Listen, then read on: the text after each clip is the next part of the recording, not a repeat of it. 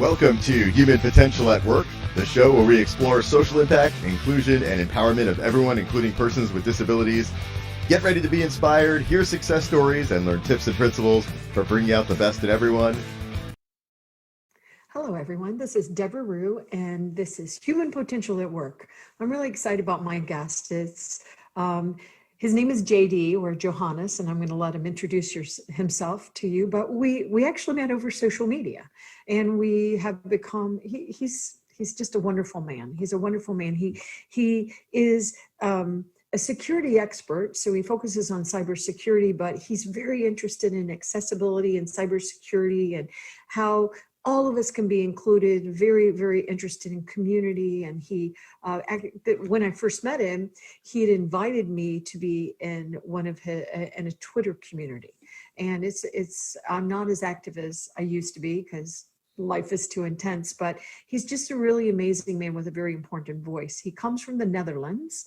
So he is Dutch, but he's actually living in Bonn, Germany. So JD, welcome to the program. Do you mind telling the audience a little bit more about who you are, where you come from, Germany, and because I appreciate so much about you, including you champion me whenever a hacker stole my Twitter account and I was struggling to get it back, and you took the lead to make sure that Twitter heard me, and I really am grateful for that. You've done that for many others. You're a good soul.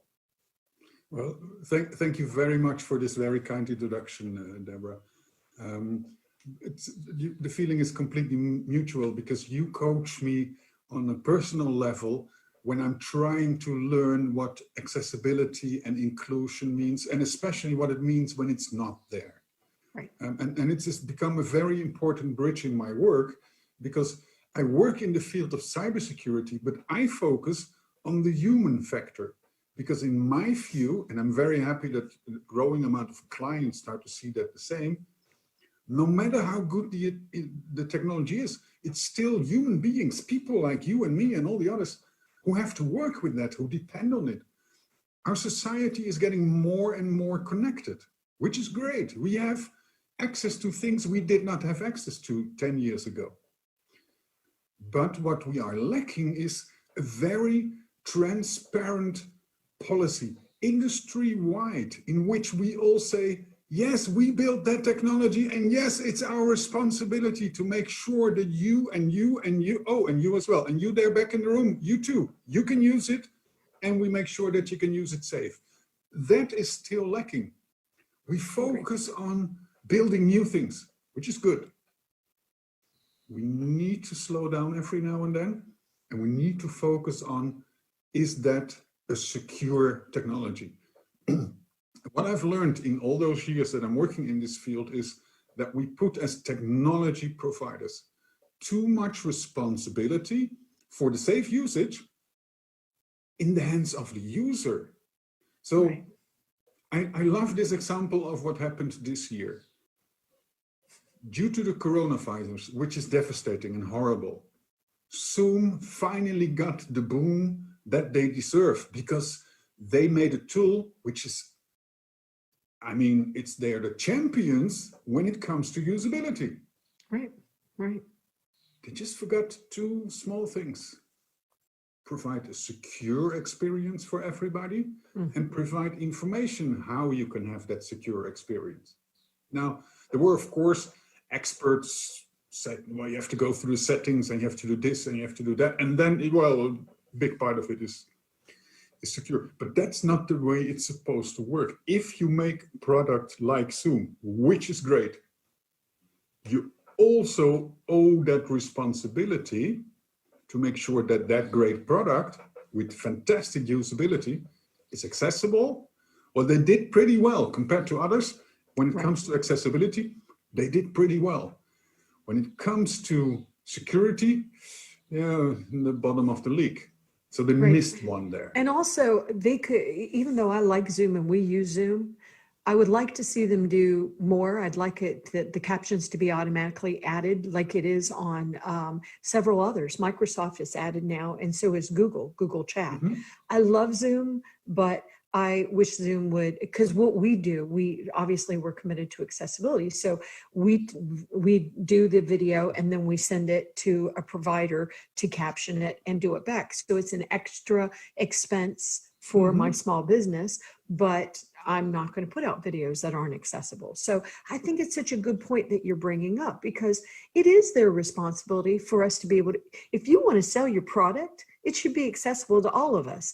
And we're seeing a lot of the older people, and I'm one of the older people, but that are scared of technology. Yeah, but we're not scared of technology, but we're seeing them blame themselves. The user blames themselves. They're too stupid. They don't understand it. And I actually agree with your perspective. I think that the tool providers, the technology developers, they have a responsibility to make sure that the tools work for all of us and not make it so darn complicated that we can't use it. But I love also the aspect that you come from, because once again, we really do need it to be secure. And we learned quickly, and Zoom reacted quickly. They put in the passcodes and stuff, but I think that's a good point, and it ties into privacy as well, which is why I really love your work. And I think of you as a strategist, pulling a lot of these really big things together, but you also are a market influencer. Well, I use my voice for three topics which for me are very important. Number one is I want to create this awareness for the fact that either the supplier of your product took care of your security, or you have to. And unfortunately, there's still a way too big share where you have to. I agree. I want the consumers, and I want the companies, and I want the executives with the budgets to become very aware that their purchasing power can make that difference. They can call their vendor and say, I'm happy with your product, but I do not like your security approach. Right. Now, what is your roadmap? Oh, you don't have that on your roadmap. Well, I'm no longer on your client list because, and they look for an alternative. I want consumers to become aware that half of the stories, at least half of the stories about security and security risk and risk vendors are not true. And the other half is so complicated that there's nothing they can really actively do with it. So I also want the experts in the field, and we have fantastic experts. I'm not a technical expert. I don't want to be a technical expert because everything I learned today is outdated before I stopped reading. I leave that to the experts. There are millions out there, and I want those experts to learn how to share their knowledge in a much more understandable way, in an actionable way. Right. I want those experts to say, hey, listen, when you install this tool, that happens. Right. You know, JD, I had, I was just thinking this as we were talking. I had a guest on years ago, because this show has been going on for 4.5 years. It'll be 5 years in the fall. Wow. So, and I had a guest on, and he was at the time, he is still a very, very amazing developer, and he's an individual with disabilities as well. And he was with, I'm going to forget his name now, but he was with Pinterest. He was with Microsoft, and he was with Pinterest. And I think Google has him now. But he's such a talented developer, software developer. Created Xbox, and he's just so talented.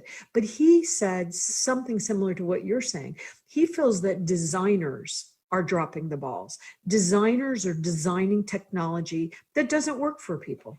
They've taken the human aspect out of it. And so when he believed it, he was the first person that I heard that said that, but he said that society disables people. Society disables people. And I thought that was so brilliant. I believe his name was August. I'm sorry, I'm totally blanking on him, but we'll put a little link out there. But it was a beautiful, amazing episode. But he was the first one that was saying it. So now you're saying it. And I do want to make it clear a little bit how you work with your clients, because I know we're really blessed that you're partnering with us, because we're very concerned about cybersecurity. I tried to work with a couple of groups to make sure we could get speakers talking more about it, because it seems like it's very easy, JD, for somebody to say, oh, I'm an expert in cybersecurity, and it's just buyer beware. I'm an expert in accessibility, but I see somebody like you as a strategist tying a lot of these things together and really trying to figure it out. And so, I want to talk about that, but I also want to take a moment and talk about where we are. You know, we are in the middle of COVID-19. I'm in the US, you're in Germany, but you're from the Netherlands. And we were talking before we went on air with Doug Foresta, our producer, a little bit about what y'all were seeing looking in. And I just think a lot of Americans might enjoy that perspective, because sometimes I worry about a lot of stuff. I just heard one of my staff members has just been exposed to COVID-19, and that's chilling. And so we're praying and sending him light and hoping he'll be fine. But you know, we're experiencing a lot of losses in the U.S. And there's a lot of disruption and a lot of intensity and confusion in the United States. But I just thought, I always like to hear from others, especially when they're saying positive things about the U.S. And one more thing before I say this, before I turn the mic over to you, we also see that whenever we all rushed home, 97% of the world to shelter in place, stay home, stay safe, 40% of the children in the United States were not able to access, you know, really do their school, really. So it was not education for all. It was education for some. It was accessibility for some. We see that in the United States, more people are self-identifying to their employers that they have disability than ever before. But at the same time, cybersecurity is up. We're seeing cyberbullying. We're seeing very interesting things. And I know you are one of those strategists that pulls all these pieces together. So I threw a lot at you, but that's why I love tell us how to solve all with, problems, please. that's why I love all the conversations with you, Debra, because there is never a single view. We take the whole perspective, and that's where the solutions are. And this is one of the things that I see happening in the world, not just in the United States, but I see them happening in the world, that people have started to take a single thing and then take a single dimensional approach to that single thing, and they present it as the solution to everything. And that's not the way it's going to work. It will never work like that. It has never worked like that. We are a very complicated society with all kinds of influences. Even when I'm a Dutch person, so I come from the Netherlands, and the entire world has their view about the Netherlands. Well, in reality, I'm half French. And my mother is a Jewish survivor of the Holocaust. Believe me, that has significantly more influence on my personality than the fact that I was born in the Netherlands. But when I'm with a lot of Dutch people, I feel very at home, because, hey, they speak my language, and they like, most of them like the same food. And then we have this multicultural aspects of life. I love it. But still, I am an individual with my individual opinions and my individual thoughts and feelings, and the things I like and the things I dislike. So the first thing that I've learned in life is that there is not a single answer to a single problem. It's always all kinds of small steps. The second thing that I learned in life is that you will never have a problem you can solve with a single step, because if that was the case, it would not be a problem, right? Right. I hate the expression low-hanging fruits. I hate it, because I expect you to take care of that. Why are we even speaking about it? Low-hanging fruits, just do them. That's your job. That's your task. That's your obligation. And that can't be your technological, design plan, lowest hanging fruit, because it seems to be what it was. That's a good point. Exactly. And I love this introduction about the design, and we spoke already previously about that. I have a theory, and I know I'm going to step on a lot of friends and colleagues in this field. But my theory is, with the wonderful concepts, which I'm a big fan of, design thinking, agile. We have conditioned ourselves on results, on quick results for the optimal audience. Unfortunately, we have also conditioned ourselves to not pay attention to everybody who is not in that bucket of optimal audience. Right. The extreme So users. we look in our design thinking sessions and in our agile sessions, we look at where is the business value and where is the audience. And we have this image in our mind of what the audience and the ones who can afford our services and spend the most. And that's the ones we focus on. Well, guess what? The people with lower income will still use your services. And the people who are not the optimal Instagram model will also use your services. And if you not take care of them, you might either lose your business or they will do things which are not secure or not safe. But that is still not the most important objective that we should have. The most important objective that we should have is that they are all human beings with the same rights. Right. And also, JD, something else that I think is really important to remember. In the first place, I used to be a programmer a long time ago, and I wasn't building technology programs that 15% of the people couldn't use, for example. And another thing, and to be honest, I wasn't doing this, what I'm about to say that you should be doing. But another thing to consider was that you learn the most by your outlier users. If you really are committed to having a good technology product, you're really committed to it, you're going to learn so much by your outliers. Exactly. And often, and I think the old world was, we don't care, we don't have time, let's make as much money as fast as, I don't care how long it takes, get it out. And I think designers had a lot of pressures put on them. And I think also the usability people, the UX, there's so many different names, the accessibility, there often were really even an afterthought. They were not really given the time that they needed to do their job. And I don't think it was from that they didn't want to do it. I think it was the pressure of no, profitability. So do you think, JD, that with the new world, because I know we're calling it a new world, us all finding our equilibriums, but this can't be okay to make the users feel like crap. If I'm over a certain age, and so I'm obviously the one that's broken. So many older Americans, and I should say not just Americans, older people, they feel that they're broken because they can't figure out how to keep their families secure, themselves secure. Privacy, what? Oh, my information's been stolen again. I get sadly hacked.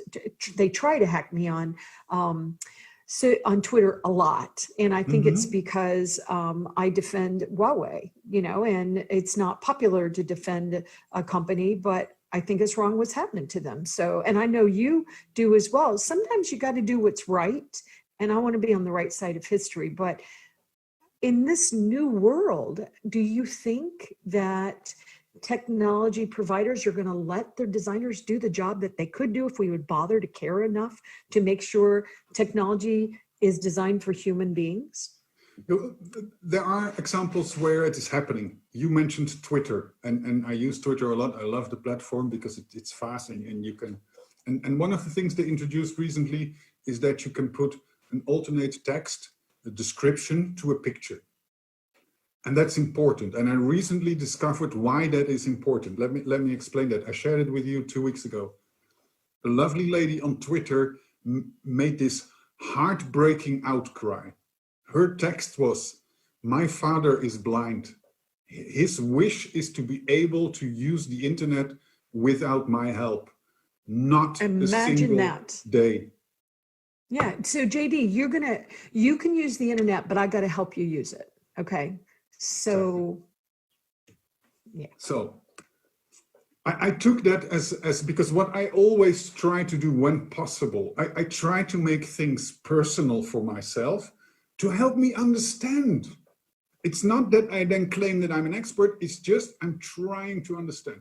So I took this outcry, and I still get goosebumps when I speak about it. It was so heartbreaking to read that message. I then look at myself and I say, well, I'm 58, my eyesight is getting worse. Every year it gets a bit worse. And in the last 2 years, it gets worse much faster than it was in the past. What if, just what if I would lose my eyesight?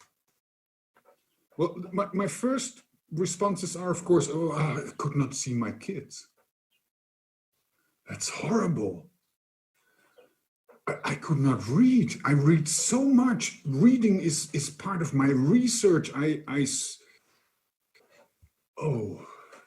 And then it starts to slowly drip in. Well, 90% of the internet will be gone. I was basically there from the beginning, and I will not be able to actively participate. I will have to go through a lot of trouble just to. So I then start looking at. And you become a burden. You think Exactly. of yourself as a burden, which Exactly. messes with your mind. And Exactly. already this COVID-19 is totally causing us horrible stress. So you have all of that. Are you even worthy as a human being at that point? Why in the world are we doing this to people? Constant It's label, horrible. this constant labeling of you are not part of it. Right. Horrible. You don't matter. You don't matter because. And fill in the blank, because you have a disability, because maybe you're gay, because you're from the wrong country, your skin's too dark, That's so painful. That's so painful, and that's painful to me. The Black Lives Matter movement at the moment, and I don't want to insult anyone with this statement. My mama is the sole survivor of her family of the Holocaust. So when the World War II ended, she was a young girl alone in a country where she wasn't born. And she was blessed that there was a family who had taken her in hiding throughout the war, risking their own lives. Right. And the lives of the rest of the family. Exactly. So that's the extremist level of complete exclusion and violence against human beings because of their ethnicity. In the case of my mother, it was because she was Jewish. Right. Now, I don't want to say that the violence and the systematic racism against African Americans or Black Americans, or however they want to be called, is at that level. I'm not going to say that. Though, but I will say that it is about society deciding certain people don't matter. Exactly. That's what it's about. If you're and Jewish, the most scaring thing is we're not moving away from that very extreme case what happened in the Holocaust. We're not doing actively anything against it. We're not reducing it. I don't see improvement. All of my life, I was born in 1961, right? And the first few years, I admit that I didn't consciously record it. I read about it later. But all of my life, and I'm 58, all of my life, there has been systematic violence against Black people in the United States, also in other countries. Well, all over the world. And it's important to remember that with the Holocaust, they came for the Jewish people. They also came for the Gypsies. They also came for the first victims were people with Down syndrome, like my daughter, or people with mental retardation. Exactly. So if you think as a person that you're going to be fine because you're this and this and this, at any time it could shift. We were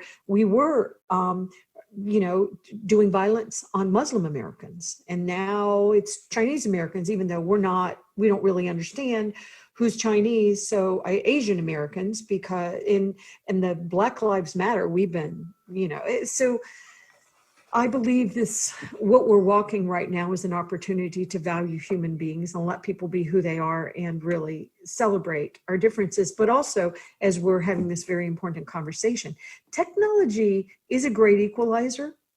But I had this one really large brand say to me, "Oh, Deborah, we want you to be on a webinar." And I said, "Okay, is it going to be captioned?" And they're like, "Not this time." And I said, "Well, then I'm not going to be on. I won't do it." Because I said, "And you don't want me to do it." But the days of you thinking that, oh, it's too much trouble, it's too much money to design technology so that it works for all people, that you're providing, captioning, because 80 to 85% of videos watched with sound turned off, according to Facebook and Verizon research.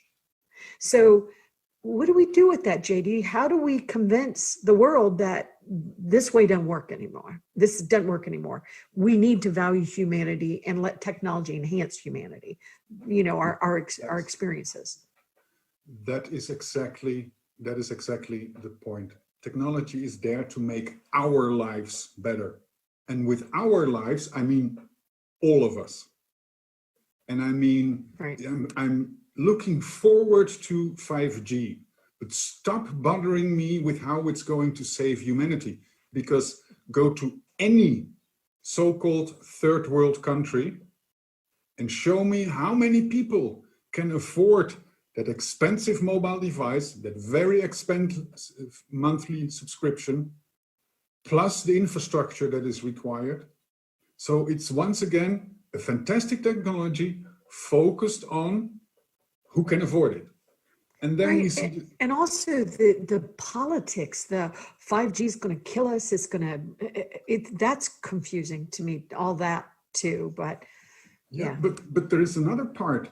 If I have many friends and colleagues in the United States, I have many friends and colleagues in the United Kingdom, I have many friends and colleagues throughout Europe. In Asian countries, most areas have perfect coverage of 4G. If I'm living in Germany, I'm living close to the former capital of Germany. If I go to the next village, I have to keep my mobile phone outside the window because I don't even have 2G. Right, that's what it is Right? in rural America. And a lot of the parts of America that, the poorer parts of America, yeah, so including where I live. And I live outside the capital of Virginia, so on the East Coast, which borders DC. And still, I'm impacted. I pay 3 times more than other people, and I don't have as good of internet. Exactly. I have a buddy of mine, when I have Skype conversations with him, suddenly the quality deteriorates and he says, "Oh, my neighbor just came home." Right. So we have all the marketing attention to, and again, the perfect customer with the perfect product and the perfect service. And then there is the rest of us.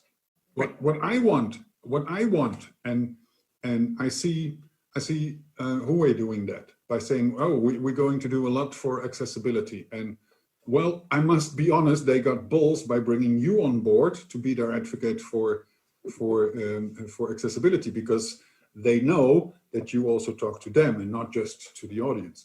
Right. Respect for that. But there are other services and there are other vendors who do the same, right? Who are becoming much more involved in saying, "Hey, I'm not going to sit and wait until there is a mobile service provider willing to invest.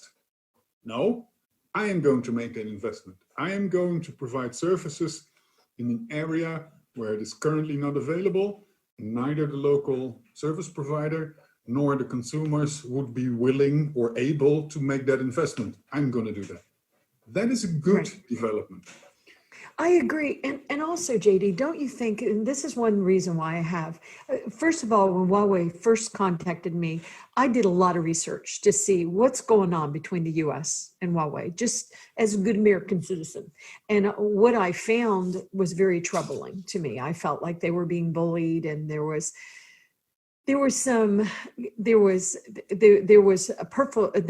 profits. It was more about who's going to get the money as opposed to so I saw very quickly what was happening, you know, but at the same, and I also want to tell you that August de Los Reyes was the designer I was talking about earlier. Doug kindly helped my memory by typing it in the chat window, but but it's one thing that I really, really loved about what I saw about Huawei, and others are doing this, but Huawei's doing it well, is I really liked their tech for good, their tech for all, less help with the digital divide by providing digital inclusion. And I care about corporations that are making a difference. Many corporations are doing lots of talking about it and not acting on it. And we've seen that during this crisis. And so, and I'm not saying Huawei's perfect. I have no idea if they're perfect. They're a multi-billion-dollar company, but I do appreciate that they're trying. And there are other brands trying. I know Siemens is trying. I know Atos is trying. I know AT&T is trying. Others are trying. And I appreciate those efforts. But I also am to the point now where I'm less patient with corporations trying. It's time to step it up. Step it up. And I'm not alone. Society feels that way. Go ahead, JD. My approach is very simple. I don't look at the marketing slogans. I know a bunch of people. I can make some of them, but I'm not as good as a lot of others. I know how marketing slogans are made, but they don't say anything. I learned a trick from Richard from Ruh Global Impact when I had a very inspiring conversation with him. Richard taught me a trick, and I extended that trick. Richard taught me, JD, the first thing you must do, randomly, when it's not expected, ask them who is responsible for inclusion and accessibility within the organization. And in most cases, the answer will be, I don't know. And in some cases, they will say HR. And then I will say, yeah, that's the hiring process. I mean, products and services. Who in your organization is responsible for accessibility and inclusion for the products and the services you provide? Give me a name. I want to talk to that person. I want to hear the vision. Silence.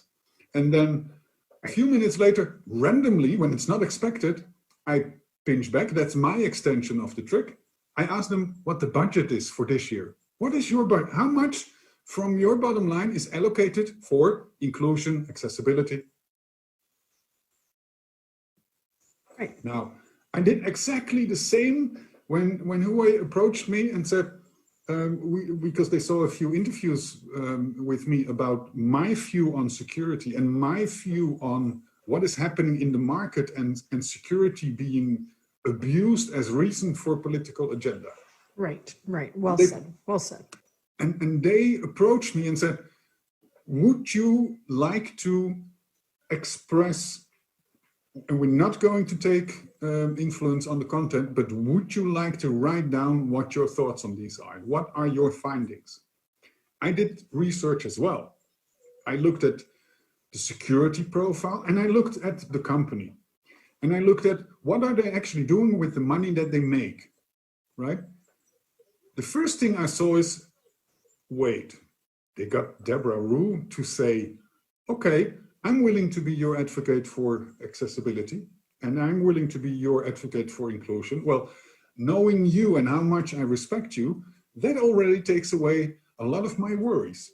But I look at it because thank you, JD. I do not want to be associated with a company that doesn't take the social responsibility beyond putting it on the website and making it a slogan and, right. and cute maybe little somewhere words in the annual. Yeah. I don't want to be associated with that. Because agree. at the end of the day, there will be a moment where my kids will say, so Dad, what did you do? And I will tell them about what I did. And my kids will say, yeah, well, but you know about this company you worked for. And you know about that company you worked for. And I want them to say, oh, you work for that company. Wow, you work for that company. Especially my daughter is very aware of what is happening around us. She has a very good awareness for that. When I give her some money for some fast food, and kids love that every now and then, she does two things. One is she goes there with her friends and enjoys the fast food. And the second thing she does, and I'm so incredibly proud of her, she goes outside and cleans up the waste. and post videos of that on her Instagram site and says, people, we cannot abuse our environment like that. I want to look that kid in her eyes and I want to say, hey, I did what I did my best. So I put that as a filter in place. And I learned that from my mother. My mother always said, as long as you do what I expect you to do, you're okay. So always ask yourself, what would mom want me to do? Spoken like a good son. I like that. But I now do the same towards my kid. What are my kids going to think about what I do today? Yeah. And what are my kids going to think about the plans I have for tomorrow and for next year? And how are we contributing, especially as somebody, I'm older than you. I'm a couple of years older than you. I was born in 58. But, you know, that's right. That's right. But I love how the younger people are really, they're stepping up. We've seen some really cool examples in the US. I won't bring some of them up recently, but we recently saw the young people really step up and show clearly what their expectations were for, and the politicians heard them loud and clear. And it just made me feel so hopeful, these beautiful young souls that, but what are we doing, JD, to make sure we're supporting them, moving forward? I remember when people were harassing Greta for all the work she was doing, and you and I are like, what is this? This is ridiculous. And making fun of her because she had autism she's a cheeky young girl. And she's like, that's my superpower. You wish you had autism. Because I think what we're learning as society, because somebody has autism doesn't mean they're broken. They use their brains differently. Like somebody like me with ADHD. Yes, am I a little too high strung? I got to stay away from the coffee, but I'm using all of that to make the world a better place, which is why I just love working with you, because I know you feel that way too. Well, there's a wonderful example, and you are a citizen of the United States. So you call my favorite sport soccer. That's right. I will never understand why.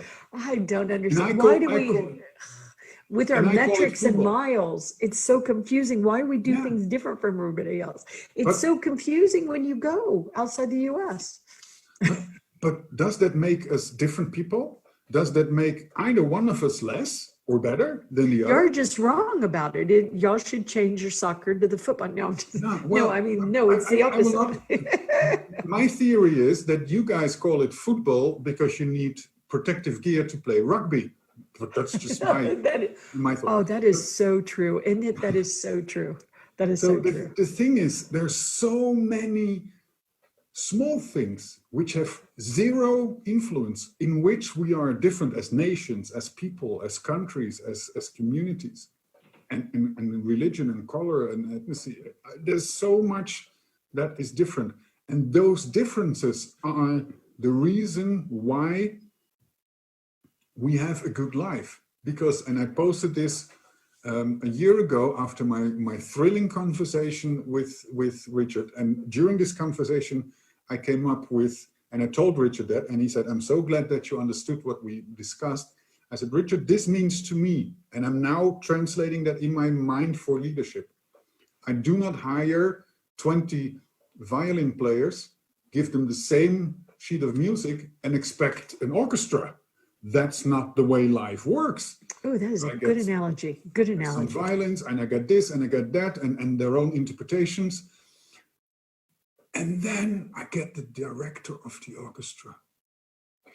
And this year, there's every year at New Year's, at New Year, there is this famous concert in Vienna. And I try to catch it every time because it's wonderful how they got wonderful video clips and there's wonderful music. And there are a lot of famous musicians. And there is the director of the orchestra. And this year, this director showed how much joy he has in the work and the work with these people and the music. And he showed it and he made his own interpretation. He was playing the same music as all the others did. It's almost every year the same thing. And he made his own thing out of it. So we should learn that all those little differences are the things that make life interesting and the things that make life wonderful. And rich, And if we rich look for everybody. Yeah.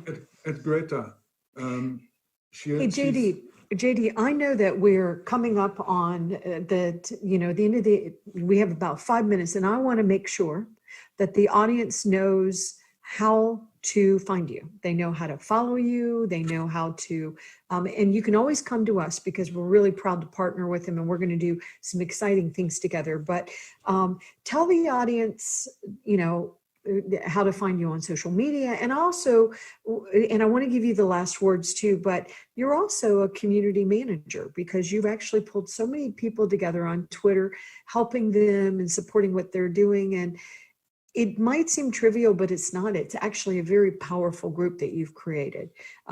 So how do people find out? Do you have a website? Where are you on social media? And then also, I want to give you the final words too. Well, thank you, Debra. Everyone can find me on Twitter under Johannes Drooghaag, my full name. Please do not try to pronounce it properly unless you are Dutch, otherwise it will just hurt your throat. You can find me on Twitter under Johannes Drooghaag. I made it as universal as possible. I have a channel on YouTube, I'm on LinkedIn, I'm on Facebook. What I try to do is I respond as much as possible to everybody who contacts me, if it's by email or by Twitter. My purpose with social media is, besides sharing my messages, the things I believe in, the things that are important to me, and my marketing channel, which is part of my business, for me, the most important, most pleasant part is dialogues. And those dialogues are the things where we can learn from each other and we can understand. And without dialogue, I would have never met a wonderful person like Debra Ruh. I would have never had the opportunity to have a conversation with Richard from your company, which is still at least twice a week. I have an interaction with that conversation, learning points. Poop, another bug comes up, which Richard planted a year ago. He's so smart, as the former Disney Imagineer, he's so smart. Gosh, he's brilliant. Amazing. And his storytelling and how he shared how Disney takes every experience and says, every customer must be able to enjoy that experience. Right. And Richard being a leading voice in that and taking that knowledge and sharing that and influencing people. I still am processing parts of that conversation, and it was only 1 hour. It was fantastic. So the dialogue and learning from each other and meeting people and trying to figure out, how can I support that person? How can I support another person? How can another person maybe support me? Antonio Santos, our great friend, I love Antonio, wrote one post on Twitter, and it changed my layout. He said people who are sensitive to bright light do not like it when you have a bright background on your presentation. He didn't even write it to me. I just read it.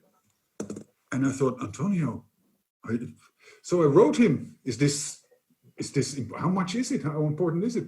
And Antonio wrote me back, because that's the way he is, just like how he replies. Antonio said, JD, people who are not sensitive to bright colors don't mind if the background is dark or bright. Right. A lot of them even appreciate the higher contrast with a dark background.